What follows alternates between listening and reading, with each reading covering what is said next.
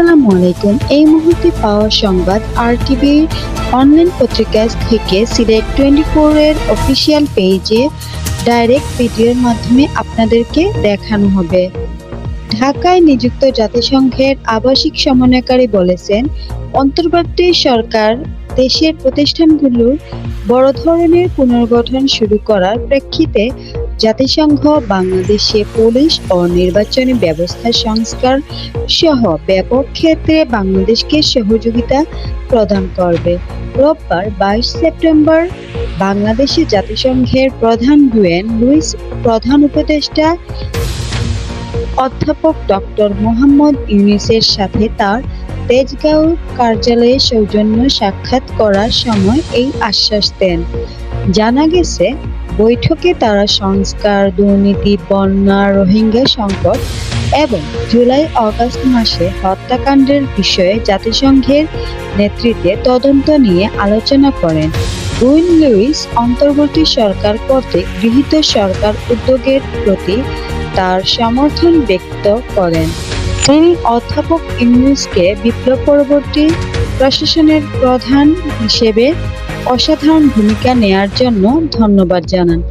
প্রধান উপদেষ্টা অধ্যাপক মোহাম্মদ ইউনূস বলেন, এখন সমগ্র জাতির জন্য সর্বাধিক ঐক্যের মুহূর্ত এবং তার সরকারের প্রধান কাজ হচ্ছে প্রত্যেকের জন্য একটি নজির স্থাপন করা।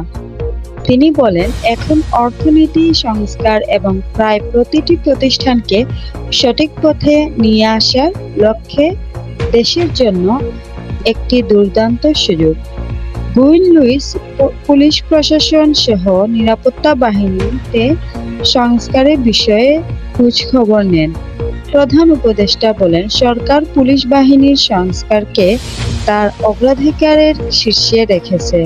তিনি বলেন, সরকার একটি সমন্বিত জাতীয় তথ্য প্রযুক্তি ব্যবস্থা গড়ে তুলতেও প্রতিশ্রুতিবদ্ধ, যা দেশে হয়রানি ও দুর্নীতি কমিয়ে আনবে।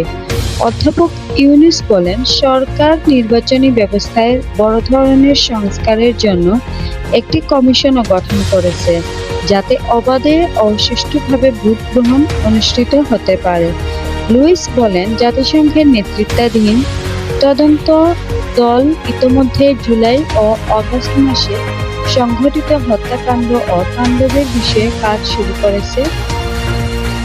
জাতিসংঘের বিভিন্ন এজেন্সি, WHO এবং ILO আন্দোলনকালে আহতদের ও তাণ্ডবের ঘটনার দ্বারা যারা মর্মাহত হয়েছে তাদেরকে সাহায্য করার উপায় খুঁজছে।